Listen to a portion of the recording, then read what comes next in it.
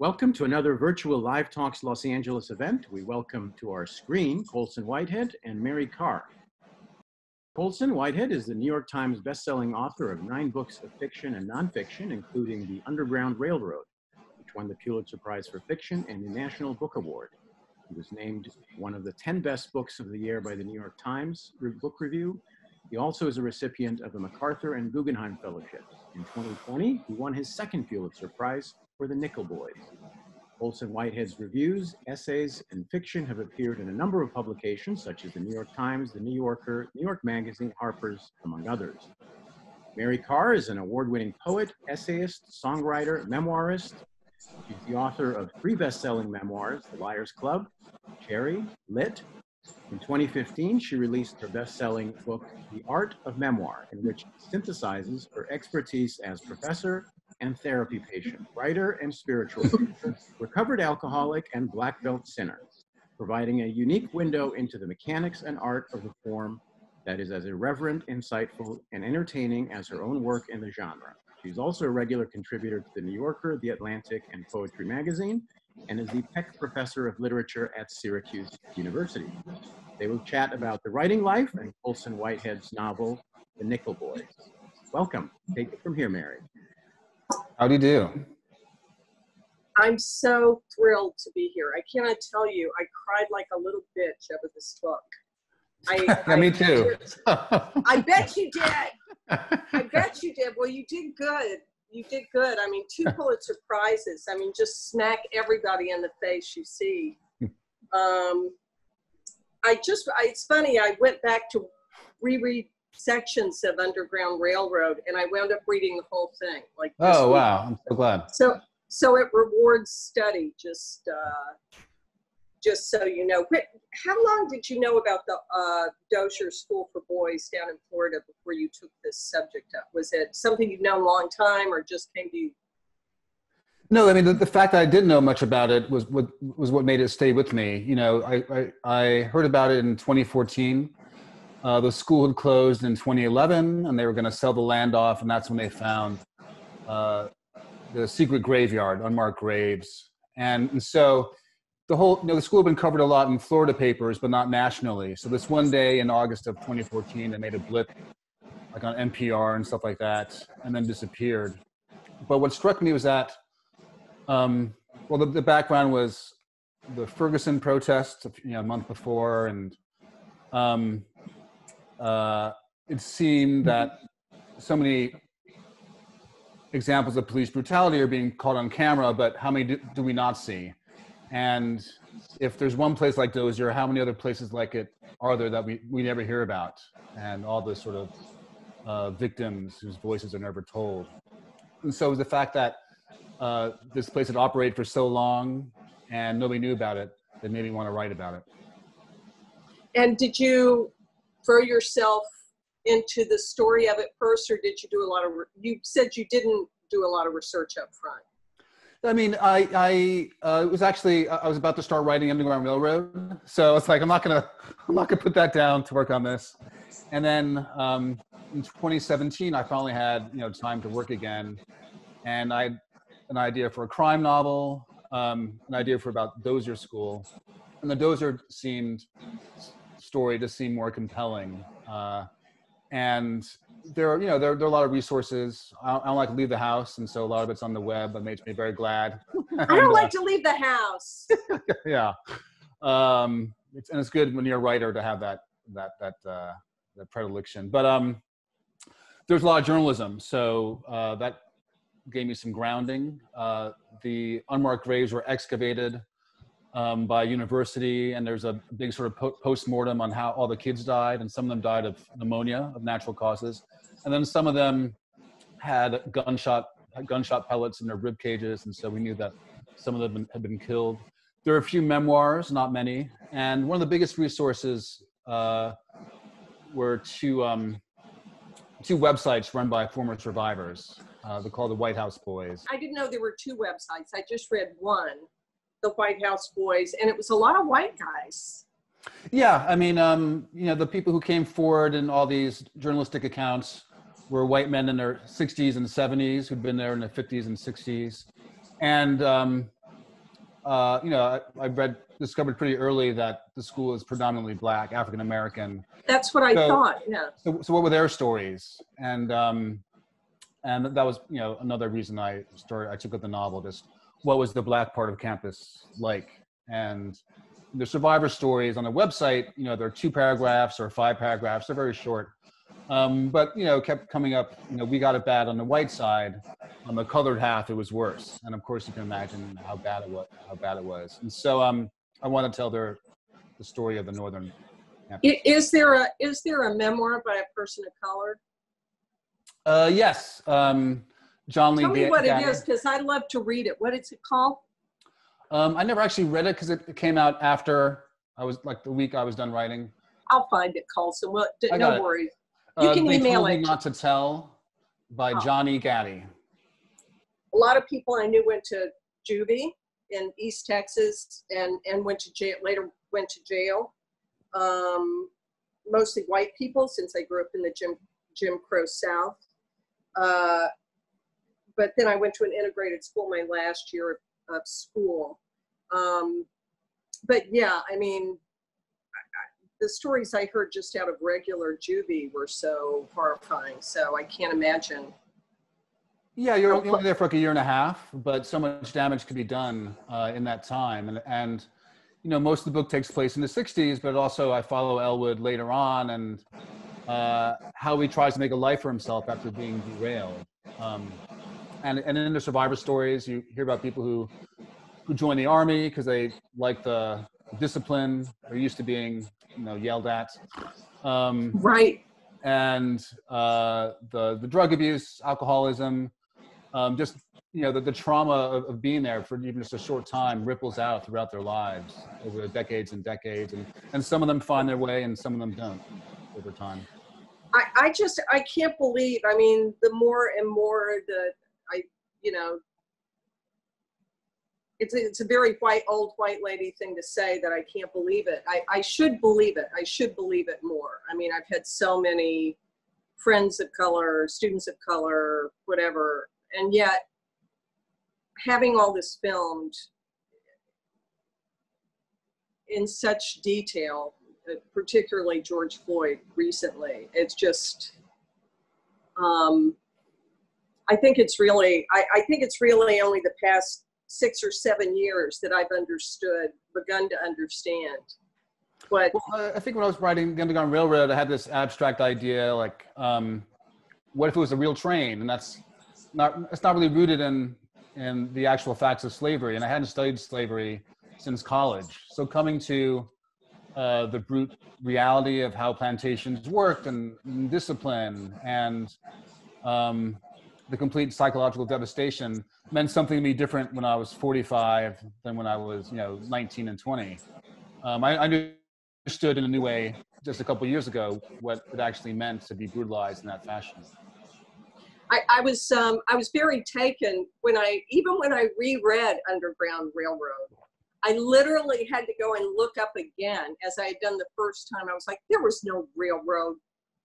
This is a metaphor. This was a metaphor, but you did such a great job of describing those tunnels and the system. From both times when I read the book, I looked up, was there an actual train? I mean, you had the cow catcher and everything, and then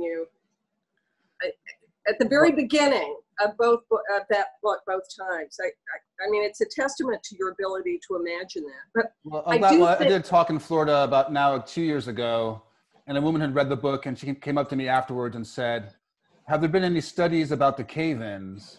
And I was like, "I'm sorry?"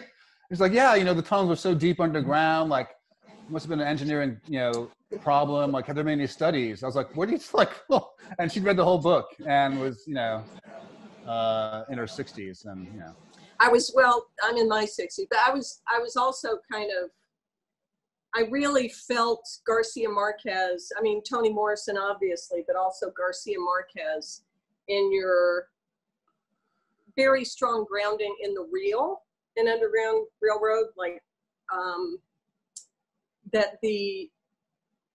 it was so realistic, and as it got more and more fantastic, you reach these stages of buy-in, and in a sense, the same thing happened with Nickel Boys. I couldn't help but think of Elwood as kind of young Colson Whitehead. Elwood is the character. If you guys haven't read the book, is the character that is the kind of wide-eyed, bookish young guy who in love with Martin Luther King, who through a whole series of injustices has landed in this brutal school. I couldn't help but think of you, and then I read that you were much more identified with Turner, who of course made me think of Nat Turner. So yeah, I mean, yeah, Elwood is much more positive than I am or was as a child. You know, going back to George Floyd, it's hard to grow up in New York City and know that at any moment I could be stopped by police, and I have been stopped by police when I was younger, and know that the encounter can go the wrong way, and I'm not coming home that night. And so, so I'm definitely, you know, philosophically more allied with Turner, but it would be nice if, I think we all had a little more Elwood and did believe, you know, wholeheartedly in the fact that we can change human nature, we can change society if we work hard enough.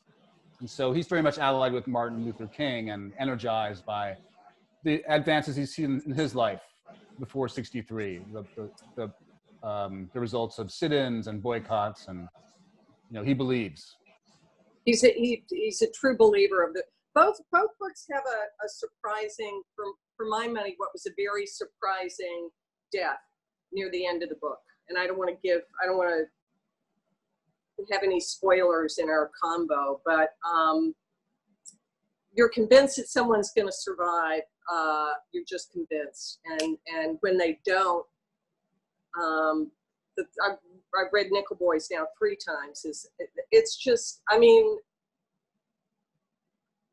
it's very moving. You really ambush the reader, I think, emotionally, because there's that confidence, almost the confidence you have when you read a memoir that the person's going to make it out. And yeah, I mean, I don't want we to hope give so much for away. our characters. We hope so much for these people we've hung around with for 300 pages. But the fact is that people don't make it out, and you know, to be true to the subject matter, some folks are left behind. Definitely in slavery, you know, it was a very small fraction of folks who made it north or made it south to Mexico. Did you know all the time? You said that you outlined things and you know what the ending is. Did you know all the time that death was going to occur in Nickel Boys? Yeah, I mean, in both books, you know, I do a lot of planning, and I was writing towards those last couple of pages, you know, for such a long time. In terms of the Nickel Boys, I plotted it out and then stopped to do the release of Underground Railroad. And so I had this sort of ending in the back of my head for like a year, like, all right, don't screw it up. You know, I wake up in the middle of the night, you know, like this is gonna be hard to pull off. And so, you know, but for me, you know, some people, you know, the muse comes and helps them day to day, and I'm definitely more of a plotter and planner, and I think it's helped me, especially in these last couple of books that are, you know, sort of structurally engineered in a way that planning in advance, you know, helps out a lot. Were you ever a Faulkner fan or? A Faulkner? Faulkner fan? Oh, I think really I haven't read him since just in college, and you know, in love with the language. But I haven't. Yeah, it's been a long time since I've gone back to him.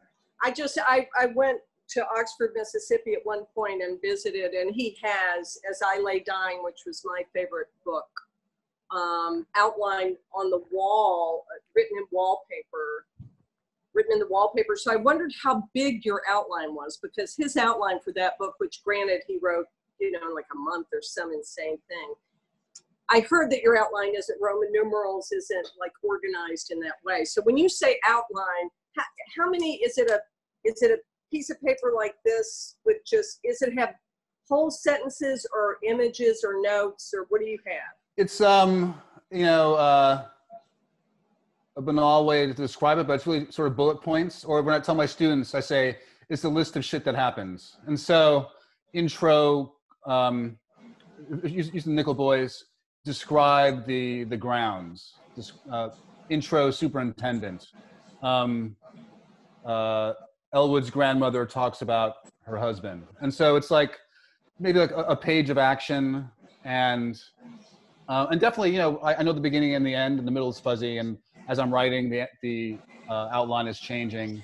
But for me, you know, when I get up in the morning, I know I have to describe the sheriff's house. I have to describe Elwood and Turner's first meeting, and I have an assignment, and a couple hours later, I've done that one or two bullet points. So, but you're saying you did all that, I'm sure I hallucinated this. You're saying you did all that on one piece of paper?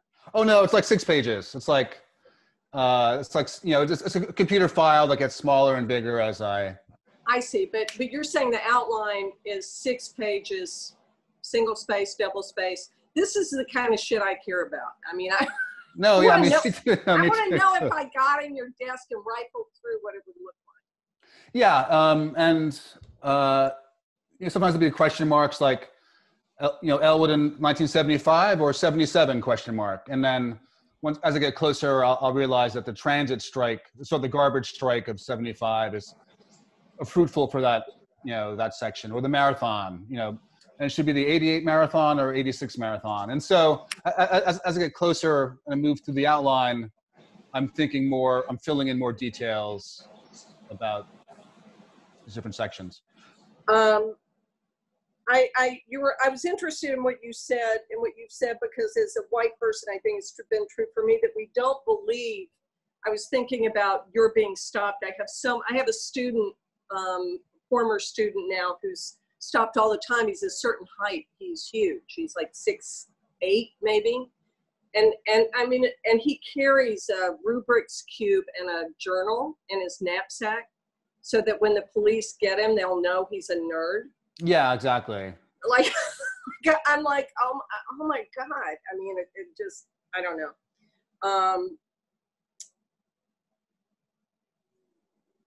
I was thinking also about rules for the narrator, how much time you spend with whom. Yeah, I mean, in both books, you know. Yeah, the voices of the last 2 books came really quickly. I mean, in the past, usually around page 80, like it'll congeal, and then I'll go back and bring up the first 80 pages up to the now prevailing voice of the narrator. But in both with Underground and Nickel Boys, the narrator came really quickly. There are things like, so the voice came quickly, but the rules, you know, didn't. I mean, there's certain points where I'm with Elwood or Turner, and then I'll go into somebody else's point of view for 3 paragraphs. And then I have these weird rules about, can it be 4 paragraphs, or can it be, you know, how much am I breaking the rule of sticking with Elwood and Turner when I go and see Spencer for a couple paragraphs. Right. Or I follow a kid who escapes, and then is, you know. And right. So voice came quickly, but then there's always like the calibration of how much can I bend my third person narrator? How, you know, when can it's Elwood and Turner's story, when can I bring someone in and for how long? And so is that really literally a rule for you, 3-person? Yeah, and then I want to break a rule, and I'm like, do I give myself permission? Even though I've been doing this for a while. 3 paragraphs, is that it? Is that what you allow? Yeah, 3-ish. But like with Underground Railroad, you know, there are those, I call them biographical chapters, where a minor character gets like 6 or 7 pages. And I was like, 6 or 7 pages, that's it. And then Ridgway came, the slave catcher, and he was 10 pages. And I was like, it's 10 pages. Like, what, you know, can he get 10 and everyone else gets 6? Then of course, you know, Ridgway gets what he wants. And so, so I have these like really bizarre rules, which are probably helpful just in terms of control, and then give myself decision to break them. Give myself permission to break them is always like a big moment. And I'm interested also that you went from Underground Railroad, and which is both very real and also very fantastic, and that you would decide, I mean, you've written, you know, Noble Hustle, and you've written The Colossus of New York, you've written nonfiction, but how did you decide what was that transition like for you? Or was that, I mean, when I read Underground Railroad, I was so impressed by what you were able to imagine, that I can also imagine, or I would have been afraid as a writer, not that I've ever written fiction, but I would have been afraid of being hamstrung in some ways by the natural political aspects of that story at this time. Like, but just because I teach young writers, and a lot of times I see, well, you met our young writer, Nana Ajay Brenya, you know. No, it was great, yeah. Nana's never hamstrung by any convention. But a lot of times you'll see young writers become very pedantic, or they're writing politically or socio-politically, and the work suffers, or they get hamstrung in some way. Well, I think from the beginning, I didn't want to do, you know, things the right way. I think there were like sort of cliched stories about Black life that I didn't want to do. I want to do it in a weird way. And so my first book, The Intuitionist, is about an African-American elevator inspector, and elevators and verticality, the life of cities, becomes a way of talking about social uplift. And so, you know, from the beginning, I wanted to come at things from a weird way. In terms of deciding to do underground or nickel boys, I do like to mix it up. And so I went from like Sag Harbor, you know, tender coming of age story, to Zone 1, a zombie story. And then I wrote a nonfiction book about poker. And, you know, I love... Which is hilarious, by the way. That book about poker is really funny. No, thanks. Yeah, it was really important for me to do, just like to mix it up and have a different kind of voice. And so by mixing it up, I challenge myself, and also the work doesn't get, you know, sort of boring. I mean, definitely underground and nickel go together because they're both about American history, institutional racism, and people trying to escape or transcend where they've been put in life. And so, but when I committed to it, it was like spring of 2017, Nickel Boys. And I had to figure out how I was feeling about being in this country. Are we making progress? Are we backsliding? Trump's elected. Everything seemed to seem like garbage. And so normally I would not do like 2 heavy books in a row, but I had to figure out how I felt. Was I feeling more like Elwood or Turner? And so it's political because it's about race and American history. But I sort of had no choice. I would have preferred to write something else, because like both these books are really depressing to live in, you know, for years, and put these characters to different things. I actually feel like this, like Nickel Boys, like has a level of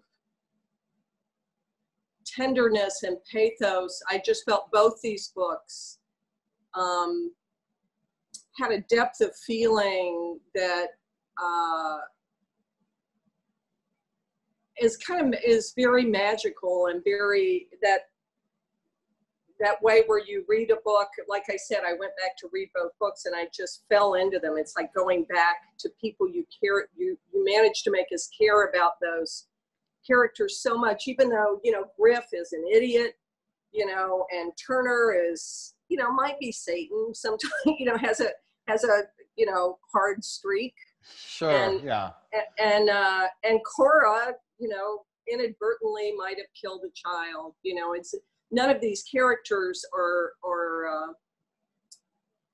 you know, paragons of, you know, Elwood kind of is. Elwood's kind of, but everyone else is, yeah, is hopefully, you know, human in a recognizable way.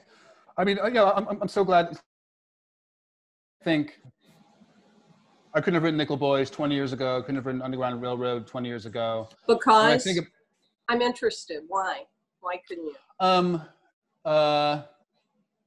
Well, you do something for a long time, hopefully you get better at it. So there's that, but also hopefully I'm a better person. You know, I think with Sag Harbor, I started writing about more personal stuff, and I sort of stopped being at a remove from my characters in a situation. I was like, I have to grow as a writer, so I'm gonna let it all hang out. And since then, I think my characters have been different.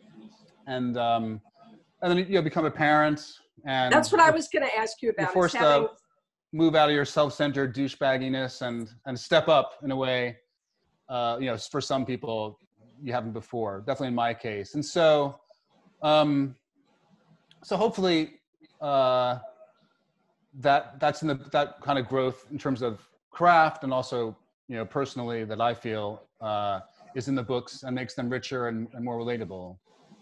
Well, I think a lot of,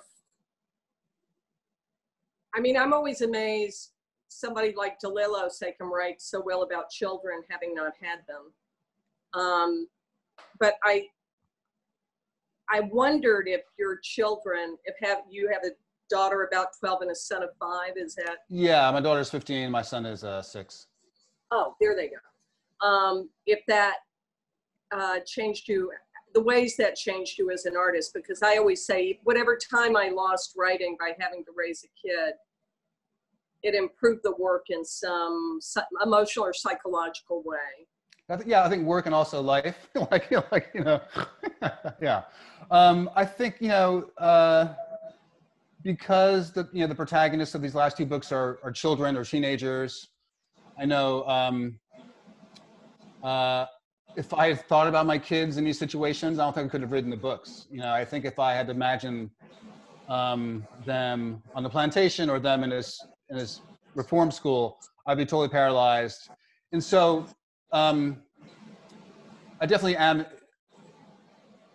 I've not been a zombie catcher or an elevator inspector or a runaway slave. And so a lot of that, the work of making the world realistic comes from me just, you know, stepping back and saying, how can I put myself in this weird character's shoes? I think if I had any sort of paternal feeling towards Elwood or Turner or Cora, I'm not sure if I could have gone past page 5. Yeah, oh, I'm sure. Did you have any doubts about writing from a woman's point of view? You know, no. My first book has a female protagonist, right? And and with that book, I chose it because I hadn't done it before. I hadn't had a female protagonist. I hadn't written a third-person narrator because I only wrote in the first person, and so I was very conscious then of doing something that would challenge me. And I think whether it's a female character, male character, the character is close to you or not like you at all, it's always hard. And I think it's easy. If it's easy, you're probably not putting the work in. And so I think so, you know. And who of everybody, I mean, you are educated out the wazoo, who was there anybody who put their hand on you or moved you as a young writer to continue that sort of stepping up and challenging yourself, or is it just the example of people you read? Yeah, I mean, I was not the kind of person that people reached out to or mentored or gave a lot of encouragement to, whether it's my personality or what, or I don't know. So my inspirations, the people who moved me along were like Stephen King and Rod Serling and Stan Lee when I was a kid. And then in college, like Toni Morrison, Garcia Marquez, or Joyce, like, oh, I want to do what they do. How can I study? I'm not going to meet them in person. I can only extract what I can from their words. And so, yeah, so no, not really. But there's so many great writers just that you can just, learn from reading. But you did meet Toni Morrison, who asked you for a cup of tea, and you said no. I didn't say no. I was like, yeah, sure. We were teaching at Princeton at the same time, and this is about 10 years ago. She's like, oh, let's have lunch. And I was like, I'm not worthy. I can't have lunch with Toni Morrison. I'm not worthy. And so I didn't follow up. And, people are insecure and have flaws, and that's who I was, 12 years ago. So. Would you have lunch with her now? Oh, yeah, sure. I mean, that's what I thought. I feel a different place than I was when I was 39. Are you still teaching? I haven't taught for a while.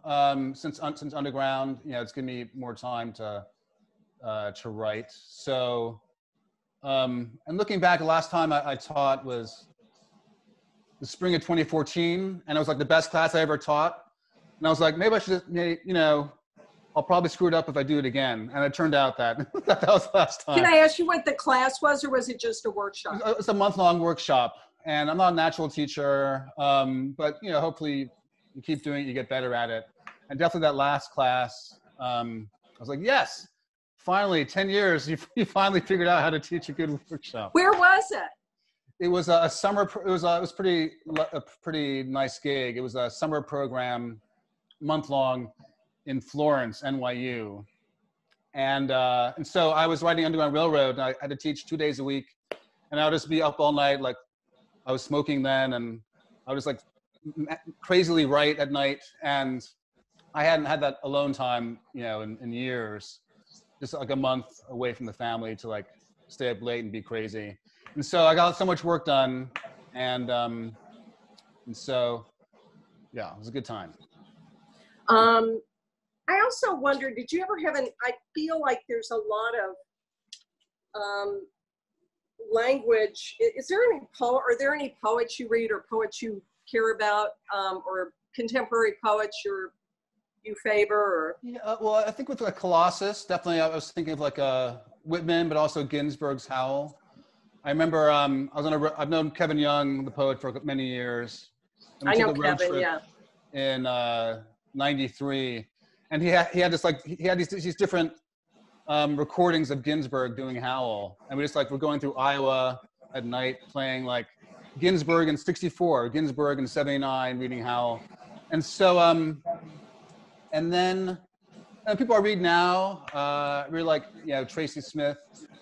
I really loved Camel McGrath's poem about New York a few months ago.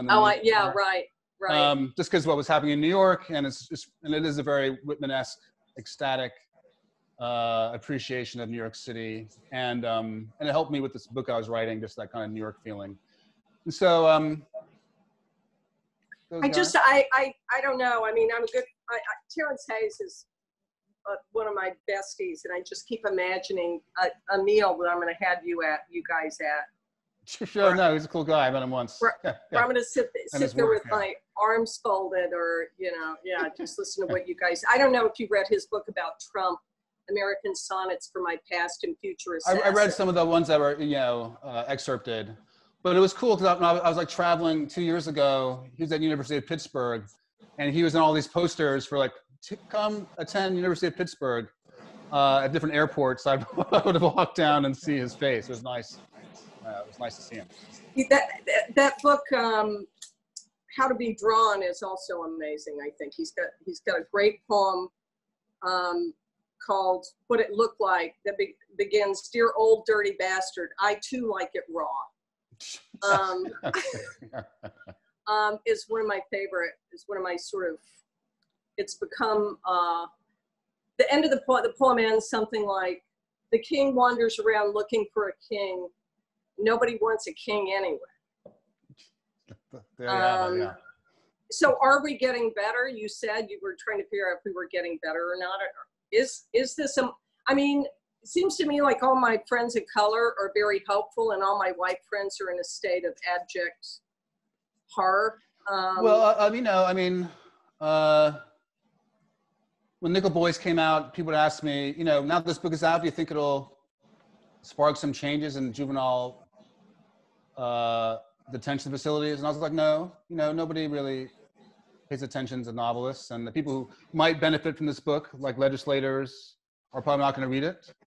And people get really upset that I would say like, no, nothing's going to happen. And definitely writing Underground Railroad, and then dealing with institutional racism and Nickel Boys 110 years later in terms of American history, and seeing how little it's changed, and then having to talk about these two books for 4 years, I have gone to a very negative space. But that said, I think the protests last month have been incredible.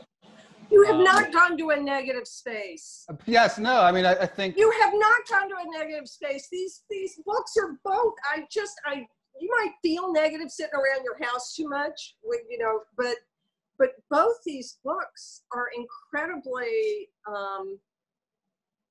for me, uplifting. I do believe, you know, like one reason we read or one reason we listen to music or look at art or anything is to have our hearts tenderized, you know, marinated in some kind of feeling. And I think both those books,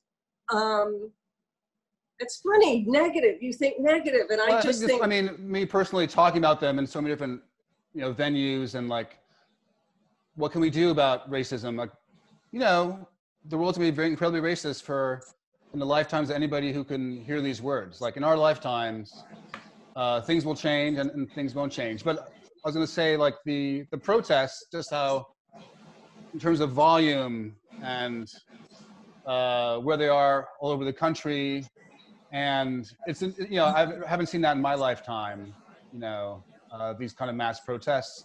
And maybe not on a federal level, but in this state or this city, you know, small reforms have been enacted already in this last couple of weeks. And so it does feel different. And I think what's most inspiring is just the young generation. You know, I think we screwed up a lot, the greatest generation, the boomers.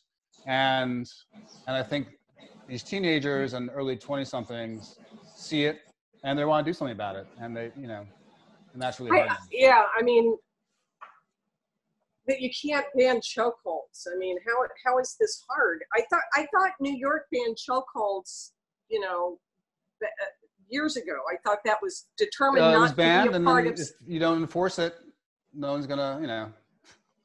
Actually, you know, my son is 6, and we were talking about police unions, and we had to explain unions to him, and we're like, basically all unions are good, except in this case, because like, because they, you know, they've been giving themselves a lot of powers, and it's like, so like union's good, maybe this police union not so good, and then like, you know, it's just like, why? It's like, well, if they can get away with it, that's what they do. It's like, why is that? And so, yeah, it's a lot of work. Did you read the New York Times Magazine piece on reparations? No, the one that came, at this point, it came out yesterday. I haven't read it yet. No.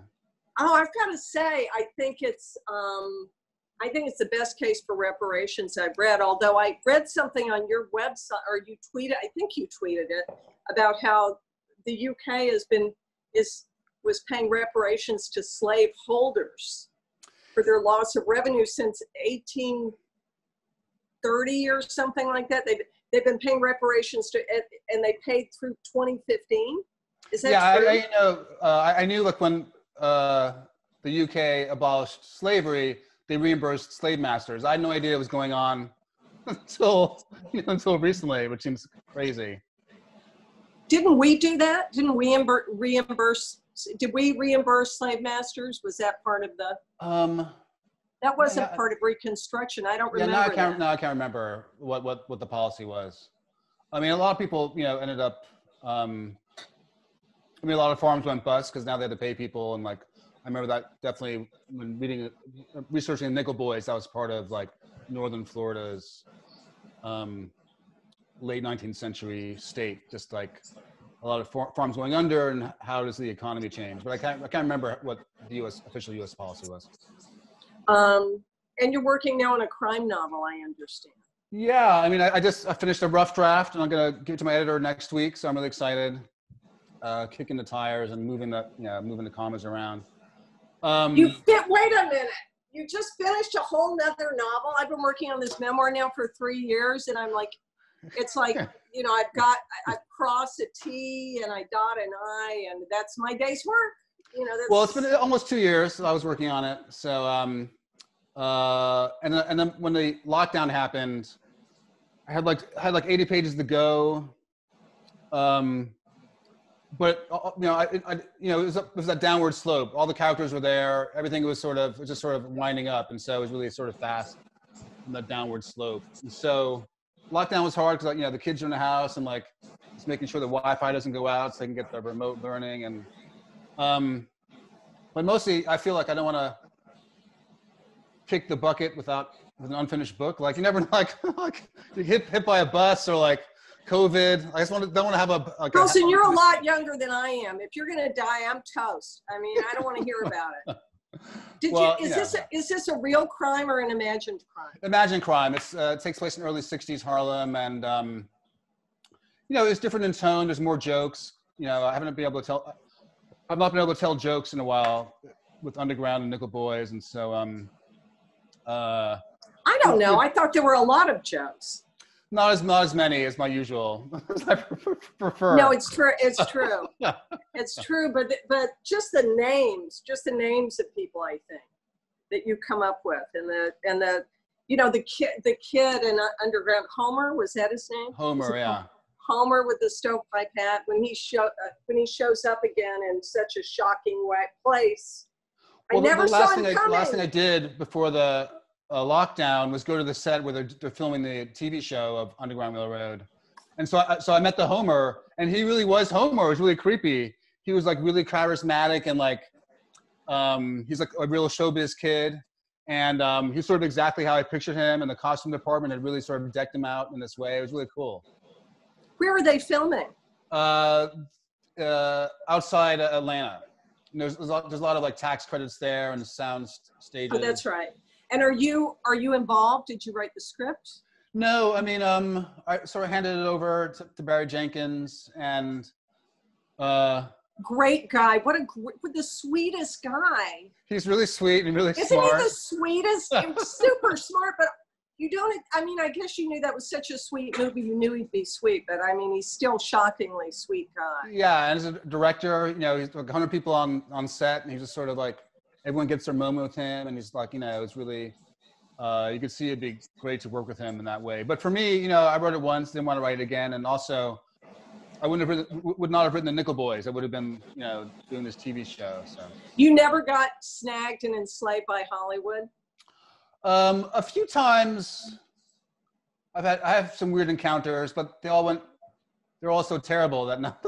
George Saunders and I have these really hilarious stories about Hollywood. We're on the front end. You think these people are really your friends? They're so nice. And they're so charming, and I'm so puppyish. I think, oh, these people are my best friends, and we're gonna settle down and raise a movie, and I'll make a lot of money, and it's gonna be really fun. And then you can't get them on the phone. At this point, yeah, I mean, I sort of had weird experiences in my 20s, and so that made me. I know better. So. I try to protect all my. Super successful students from the lure of those guys, but you can't really. Not everybody's Barry Jenkins. Well, it's you know, it's fun and sexy, and TV's different now, and so it is hard to say no. Is this for HBO or? Amazon Studios. It'd be like a 10-episode series. And who's your producer there? Do you remember? It's Barry Jenkins and his partner Adele, right? And then above that, some people, but they're always coming and going.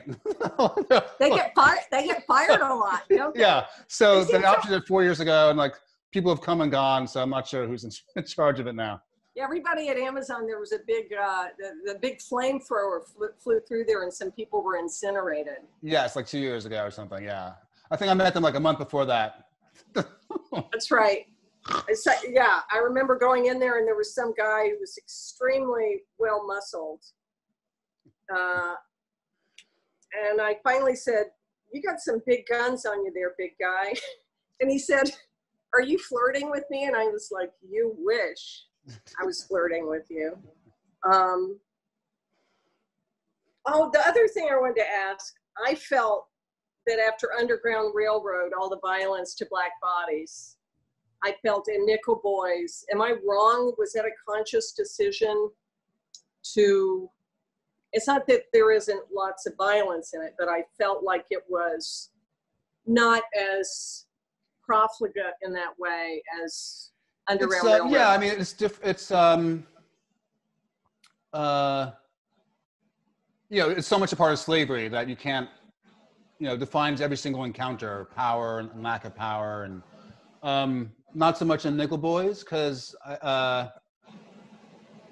you know, there's a scene where Elwood gets beaten very early on, and after the very first time he goes, they take him in, right? Yeah, his first couple of days, and after that, nothing really happens sort of on the page, because it really, for me, it's really about Elwood and Turner, and so like once that happens, he's in the hospital, and that's when he really meets Turner. I wanted to get to the boys. It has to be in there because that's how it actually happened.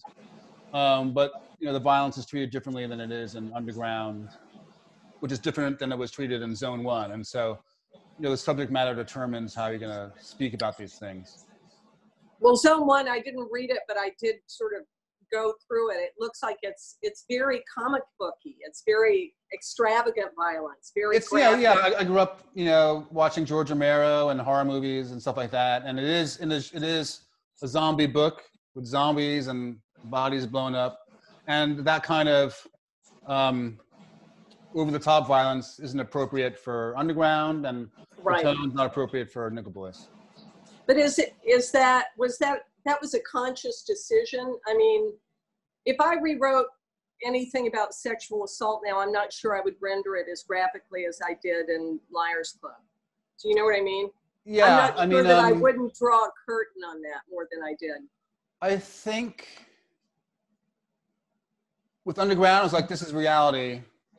I'm not going to do Gone with the Wind. I'm going to do an accurate depiction of how plantations worked. And I'd seen some of that in books and movies, but not enough. And so I was going to do an accurate portrayal before I got into the fantasy parts, the Underground Railroad, that's literal. So I do so much deformation of reality in that book. I wanted to get it right before I got it wrong.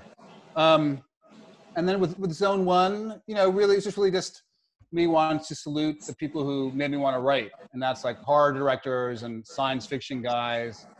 Don't you love Stephen King? Have you ever met him? I never met him. Ted and I can make that happen.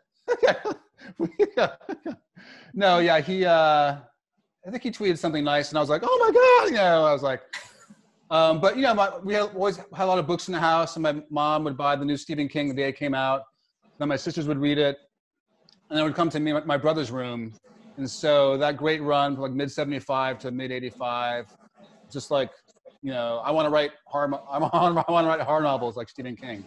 And so Zone 1 is really just like, thanks to Stephen King and Stan Lee and Ursula K. Le Guin, these fantasy writers I read when I was younger, saying like, thanks for making me a writer. Hold on a minute. Do you still gamble? When I write about something, sometimes I'm really sick of it afterwards. And so I wrote this poker book, and I had a monthly game, and now it's quarterly because just the kids and teaching, and everyone's really tired. And I played poker a lot less once I wrote the book because I was so saturated with it. And where did you do all the research for Underground Railroad? How and where did that happen? Really just in my house. I mean, a lot of, just because I like to get the voice down, like primary documents are my main sort of go-to. So slave narratives, the WPA in the 30s hired, trying to get writers put back to work, had them interview former slaves. And so there's a lot of like, the same way I went to the website for the Nickel Boy survivors, there's oral testimony of hundreds of slaves, of former slaves. And so getting like the language and the nouns and the verbs from that was really important. My one sort of field trip was going to, I was halfway through the book, and I just wanted to see a plantation up front, like in person. So I flew to New Orleans and then took a bus onto the various plantation tours just to get the architecture down and the heat. And one, sorry, I'm blanking on the name, but there's like now a plantation devoted to history of slavery, the Whitney Plantation, and that's like a slavery museum, and that's helpful.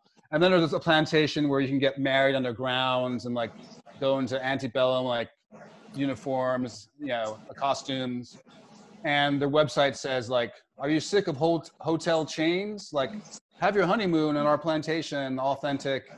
And so, I was the only black tourist on this bus. And then the tour guide, as we're going up, is like, this is the River Road, and this is how they transferred all the goods from the northern Louisiana to New Orleans. But being a slave, owning a plantation wasn't just all sitting on the porch drinking mint juleps. You had to like watch over the workers. Like no one ever said slavery. There's like the workers. So the more research I can do at home, just prove my rule. Do as much research at home as possible. Just better than not get out of the house than to, I'm guessing that was New Iberia, Louisiana, although I could be wrong. Yeah, that's true. Oh, I'm just being given the high sign that we have questions from the audience. All right, cool. Have to answer. Excellente. Colson, we got a lot of questions about writing and process. So the first question That's great, that's cool. was, could you describe how different it is for you when you're writing fiction versus nonfiction? Okay, it's the same. I do the same kind of outlining, and you know, sometimes a novel is research heavy, sometimes not so much. Sometimes I'm doing more research for nonfiction. It sort of depends. So it's really just having, being committed to the idea. Like I'm not someone who writes half a book and is like, this book is dumb, I should never have started it. You know, I find if I outline it, it's sort of, it helps the project prove its worth. You know, if I keep planning it and it's coming together, I sort of know I should stick with it. So whether it's fiction or nonfiction, I outline the beginning and the end, and like I said, the middle could be fuzzy. The Noble Hustle, the poker book, did require me to leave the house. And so I did a lot of research in casinos and then hung out with real gamblers, which is fun because I was into the topic and really eager to see what made these people tick. And so, you know, nonfiction can't, like in that case, did require a lot more legwork than, say, a book like Sag Harbor takes place in the 1980s. And I was just like rewatching The Road Warrior and 80s movies and figuring out how they would work for my narrator, my main character. So. When you're working on fiction or nonfiction, do you have any rules for yourself where you don't read other people's work? Or not rules, but it ends up being that way. I mean, like 10 years ago or 20 years ago, if I read a novel that was bad, I would say to myself, this novel sucks, I can do better. And if I read a novel that was really good, I'd say like, oh, I'm so stupid. You know, I have to get back to work because I'm obviously not, I'm lacking in many different ways. I tend not to read fiction when I'm writing fiction, but with a book like Nickel Boys, which was very much shorter than stuff I'd done before, I was reading novellas and short novels by people like Dennis Johnson, Edith Wharton, Julio Tsuka. So actually, I was consciously studying short novels to see how they worked. But again, maybe that's more research than like, that's not really pleasure reading, it's research. Because I was studying them for structure and what you leave in, what you take out, and so. So in the aftermath of the protests, there's been a lot of statements made by corporations and a lot of statements made by individuals sort of affirming their support to the Black community about buying books and supporting Black authors. Let's fast forward to a year from now. What's your expectation? What's your hope? And how would you like to see that continue? I don't have any hope, and I definitely have no expectations. But if you bought, you know, Stamped, the book Stamped, and maybe not going to read it this month, maybe you read it 6 months from now, or maybe 6 years from now, your son or daughter will pick it up. So it's great people are buying these books, and maybe they'll find the time to read them, and maybe, you know, their kid who's impressionable will come to these works at the right time. In terms of like federal action, in terms of police brutality, nothing's going to happen with the Trump administration. If we get a different administration, maybe we'll get some work on the federal level. But, you know, it's been heartening to see, as I said earlier, you know, some cities and towns and states enact, you know, these baby steps of police reform. So a year from now, who knows? It all depends on how the election goes down. So much depends on how the election goes down in November. So this is another question is related to both the protests and now also the coronavirus. There are a lot of stories being told, both sort of individually through sort of smaller outlets as well as sort of larger publications. what advice would you give to somebody who wanted to tell a story, hoping that they would, in sharing their story, impact some change? And I think this person's question is sort of crafting it as, what advice might you give to, say, a middle schooler or a high school kid or somebody in college? A big moment for me in my late 20s when I started to write fiction, and I was like, why do I have the right to tell this story? Who cares about what I have to say? Everything's been done before. I think that's true, but no, it's never been done the way I do it. And no one can tell. Your story perhaps overlaps with the experience of a lot of different people, but no one can tell it the way you do. So trust in your own distinctiveness, your own uniqueness, and trust that you have something new to say, because you do, because you're your own person. And so if you're writing nonfiction about this time, and something scary about sharing something, maybe the scary thing is the thing you should be doing. And I think definitely with Underground Railroad, I put it off the book for many years because I didn't think I could attack it from a craft standpoint. I wasn't a good enough writer. And I didn't think I was emotionally prepared or mature enough to write about slavery. And it was a big moment for me, even in my 40s. I've had a bunch of books for me to say, this book is scary, so maybe it's the one I should be doing. And so if you want to tell about your experience during this time and it's scary, maybe that's a good kind of fear. And it's telling you this is the story you should be telling.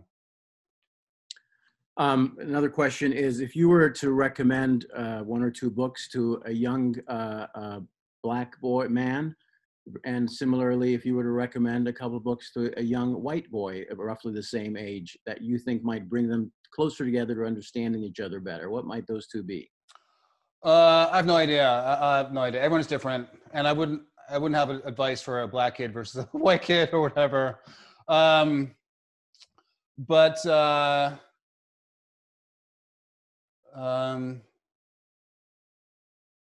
I mean, what age? I don't know. Everyone's so different. But I'll say, when I was in 5th grade, reading Stephen King's Night Shift, which is like 300 or 400 pages, was a big achievement for me. And I would say, go to your parents' bookshelf, and if there's some sort of spine that's been taunting you for years, and you've been sort of curious about it, or maybe just like the title is weird and tantalizing, or the font is kind of intriguing, take it off the shelf and have a look. And maybe it'll be like The Secret, some self-help book, and maybe it'll be 100 Years of Solitude. All right, and the final question is sort of very specific. Like, what is your daily process? You wake up, do you sort of reread something you did the day before? How many hours do you work? Describe your workspace, things like that. Sure, yeah, I work at home. I'm not someone who works in cafes. Like, you can't really sort of break down crying for no reason in a cafe. It's embarrassing, but I can do that at home. You can't really take a nap in the middle of, at a moment's notice in a cafe, but I can do that at home. So my ideal workday is like, 10 or 10:30 to like 3 or 3:30. And I don't have a lot of stuff intruding on my time. And if I can do like 1 to 3 pages, I try to do like 8 pages a week. For me, that's like a good accumulation. And I go forward and back. I'll write and then revise, and I go forward and go back. And some days I don't feel like working, or I know early nothing's happening. So I'll just revise that day or see a movie. You can't work every day. Some people say like write every day. That seems like a real imposition on my time, frankly. But if I can do 4 pages, four days a week, 8 pages a week, that adds up. Very good. Well, it's been great having you at Live Talks Los Angeles, and thanks to Mary Karr for returning to our stage to do another. Thanks, Mary. It was a lot of fun. Thanks, Colson. See you again, I hope. Yeah, definitely. The book again. I've got gumbo to cook. I've got gumbo to cook for you. Okay. Colson's latest book is The Nickel Boys. Mary Karr's most recent book is The Art of Memoir. They are available. No. Oh, no. My most recent book is a book of poems called Tropic of Squalor. There you go. Here we have it. Thank you for correcting me. all three of those books are available wherever books are sold, and you can purchase. Yeah, did you make that fried chicken? That Momofuku fried chicken? That's one of the. It's unbelievable. Also, do you know the Momofuku Brussels sprouts? Yes, totally. With the octo vinaigrette sauce. Yeah, it's awesome. That's the stuff. And there's no breading, there's no dredge. It's just That's right. That's kooky. It's life changing. Yeah, no, Momofuku. You saved my life with that fried chicken. Oh, I'm so glad. Yeah, I wrote that piece, and then I didn't cook fried chicken for a year, and then suddenly this spring in lockdown, it's like, it's been a while. So I went back to some of the classics. I was very glad. Thanks again. All right. Thank you, All right, guys. stay safe. We'll check it on the road. Yep. Yeah, you too. Be safe. Right.